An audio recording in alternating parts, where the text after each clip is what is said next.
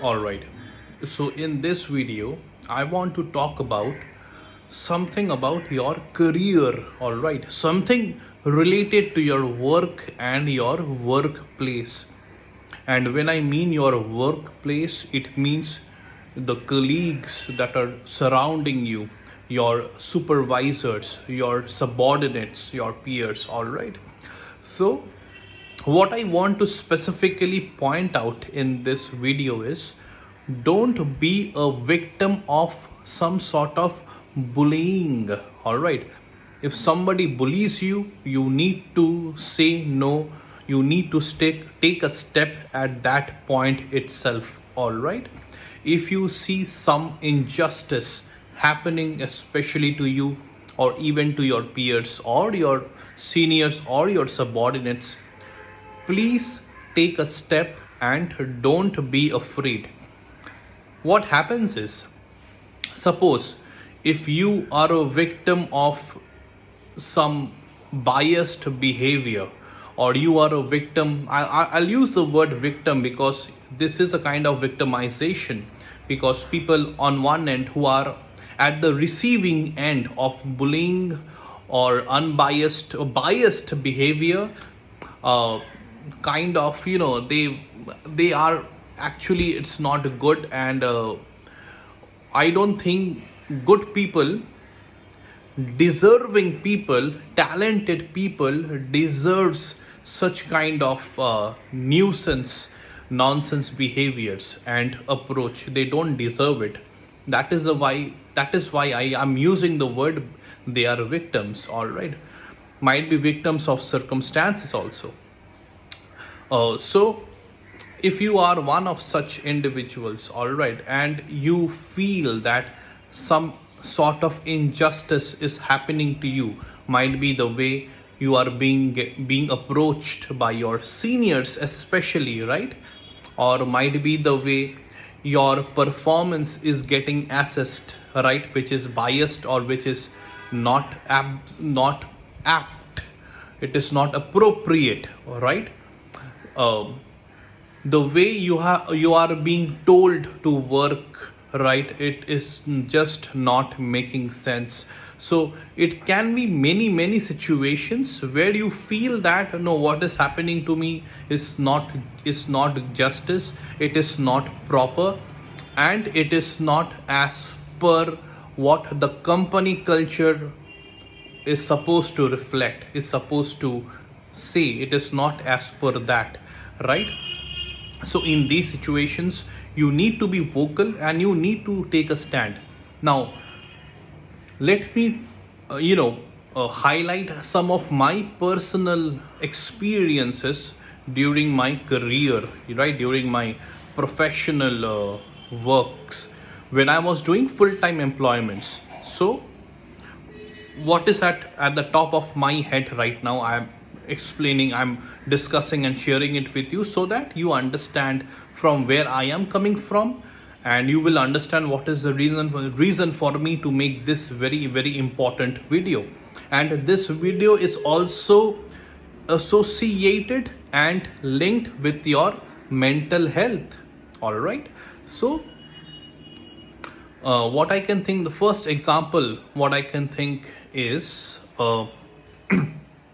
when I was working for a big organization, all right, my full time employment, despite of my genuine efforts throughout the year, despite of my quite decent work and decent approach, like if I want to tell it to you in technicality, my professional competencies, my behavioral competencies, both of them were up to the mark, and I think they were above expectations.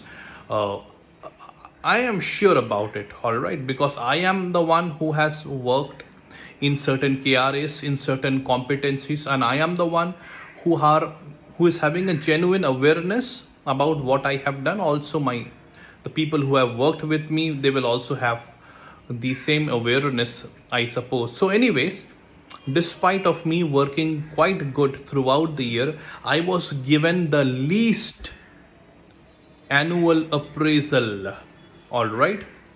My performance appraisal was the least, and I was absolutely disappointed with it. So my reporting manager at that time had given me, I don't know whether he was having an awareness about what percentage of performance appraisal will occur based on a certain rating. I don't know whether he was having. So anyways, I am not even going to that particular scenario when he was rating me, but in whatever way he had rated me for that entire year, that was absolutely disappointing. So I and he had, like, if I wanted to say something, give justification, he had three other justifications to throw it on my face, justifying why I deserve such a low rating. And believe me, the rating was absolutely very, very disappointing and heart breaking at that point of time for me. And I even discussed this with my functional, reporting manager. So there were two reporting managers in that organization where I was working. I'm not taking any names. I'm not also taking the name of the organization. All right, I'm just saying it so that you understand it. All right, there's no need to take names and point out names. Oh, so my functional reporting manager said that yes, I understand, Aniket, you have worked pretty hard, you have worked pretty well. Your efforts, your overall contribution for the year was very, very decent. And what I feel is the rating, what you have got, is not justified, all right, for your capabilities, for your talents, for the efforts that you had put. So she gave me a kind of a commitment in a way, all right, verbal commitment in a way, that yes, I will now, it was also in her hands to revise that rating. So whatever rating my, like, from an operational point of view, my my operations reporting manager had given me, that rating, she was having that permission, or she was having that accessibility to revise that rating, right, override that rating and give and provide me with a rating which is justified, all right, as per my efforts, my talents, my capabilities, especially as per the work that I have done throughout the year. But when I got my performance appraisal letter, it was absolutely the same rating which I had got initially, and the percentage was absolutely disappointing. And even when I think of that incident right now, I still feel that disappointment. So you can understand at that point of time how much disappointment I was feeling, right? But still, what I did, I'm telling you, you should not do it. I did not raise a voice. Raise means I'm not talking about the tone of my voice. I did not take a stand. I did not talk to the essential people who should be, who should had been made aware about the injustice which had been done to me. I did not take a stand, and I still feel a bit bad that at that point of time I should have taken a stand. Why I did not take a stand at that point of time was because when these things were happening, I had applied for another, job in another, in a larger company, right? And I bagged that job. So when that performance letter came, I still did not get the offer letter, but I was in that process where I was feeling, I had that positive feeling that anyways I will be getting a job, a better job than the current job that I have right now, role and responsibility wise, designation wise, as well as salary wise, very, very important. So let's not make a fuss about whatever has happened. Let's just move on. But I still repent about that action, about that mindset of mine. I should had taken a stand, and I should have called out the names, because I was a part of injustice and I did not think I deserve such a poor rating. Absolutely, I'm being completely frank in this particular video. So anyways, I moved on, and that's the thing. Now, one more what I can think of at the top of my head was in another organization where one of my seniors were on the stage, and she was thanking our entire. So I was a part of human resources team, HR team.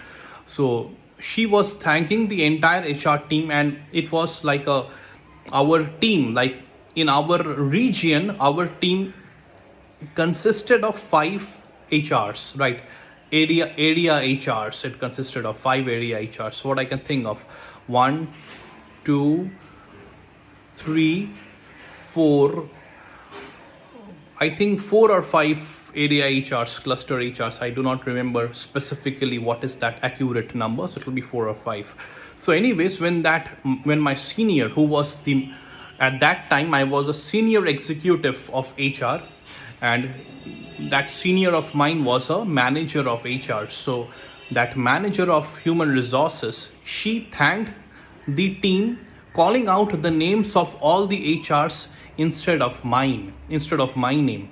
So I felt, and she had done this in front of the entire public, means the entire employees of that region, like all the back office employees, all the employees of the corporate of that particular region. She had called out and she had done this particular thing in front of all. And everybody realized that she had taken all the names. So, as a matter of fact, she was my senior. She had taken all the names instead of my name. And everybody realized this. And so, do you feel that moment of demoralization I felt at that time? I felt I was being intentionally left out. Whatever might had been the reason for her not to call out my name, thank my name, like along with the other names she was thanking them for, like she was thanking all of them that she's a part of a beautiful teams, what she was saying, and thank you to XYZ. So she had called out all the names, but not mine. So that point of time, even of amidst my feeling of my feeling, I was having a very low morale. I was having a very very kind of a bad mood, but I did not do anything about it because I was in that mindset that, again, if I create some sort of situation, if I create some sort of a scene right now, and even if I try to go and talk with her, it might affect my work. Why to let my future get affected? Let me accept it. Let me gulp it down like a glass of water and let me just move forward. Let me forget this. So, again, I am telling you, right till now, at this point of time in today, I still repent all of those actions which I had done. That is, I did not take any corrective measures. I should have called out their names, those people, at that very, very point of time. I should not have been scared. I should not have been scared. I should have been bold instead of being a bit scared. All right. So that's the thing. I was scared at that point of time. Right now, I'm not scared. I do not have that mentality. I'm quite bold enough. But I repent. Again, I feel a bit bad that those were the times I should have taken the steps. And I did not. But I am, requesting you all not to do these same mistakes what I had done. All right. See, if you call a spade, it is you are doing justice to your own self, you are doing justice to your surroundings, and you are bringing some value to the system which might have certain cracks and certain flaws. You are doing some sort of good deeds to your company's work culture. So think from that particular perspective. Do not be afraid to call a spade a spade. All right, always remember this. Do not be afraid and do not think on the lines that if you call out the names. All right, and when I'm saying you call out the names, I'm not telling you to raise your voice tone if something wrong is happening, I'm just holding the mobile phone now in this particular hand. If some sort of injustice is happening and you are a part of it, or you are a witness of it, it is always necessary to, you know, take a take an ethical, take a proper, take a justifiable stand, so that such things, such moments of injustice do not happen with you again in the future, or do not happen, it should not happen with any other person.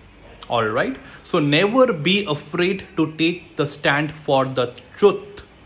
When you are taking a stand, it doesn't mean that you are, you know uh, bringing the other person down. You are just letting them know that you are intolerant of nonsensical behaviors.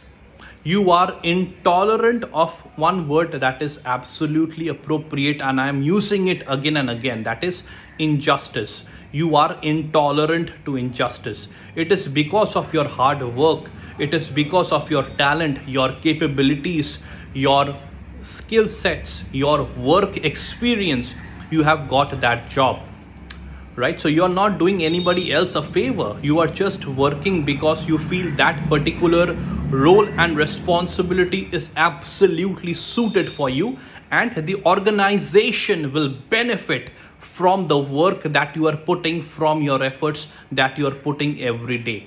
All right, so when you are absolutely confident about your own self, about your talents, then why you should be afraid of anyone else? Don't be afraid, all right? And never accept situations which are absolutely nonsensical, which are absolutely a reflection of bullying. All right, so I thought I should make this very important video. uh, don't, again I'm saying, for your mental health, if you accept certain things which are wrong, and if you go on, move ahead with it, every time wrong things will happen to you, you will keep your mouth shut. You will develop this mentality of not speaking out when it is time for you to speak out. And if you have this mentality, if you have this mindset, people will take advantage of you. You have to understand this. So in order to draw the line, you need to speak out when it is required for you to speak out. All right, so you have to keep this very important point in your mind. I had cited out certain examples from my own professional life. There can be many more examples, but these two are just were just in the top of my head, so I shared it with you right away. So in order to make this video more concrete, in order to give more meaning to this particular video, I had cited those examples. I have nothing against anyone, but just for the well-being of each and everyone who is watching this video, who is currently working in an organization, in any sort of positions, for the well-being of them, I have made this particular video. It doesn't mean that the person is bad. It just means certain behaviors, if you are a victim of, you should not accept it. Instead, you should, properly take a stand against it. All right. So with that being said, I am concluding this video, and I hope this, whatever I had said about very important things related to your work life, your work culture, your professional life, your career, will enhance your mood, will enhance your morale, will help you to even reach far greater heights in your professional life. With that, thank you. All the very best.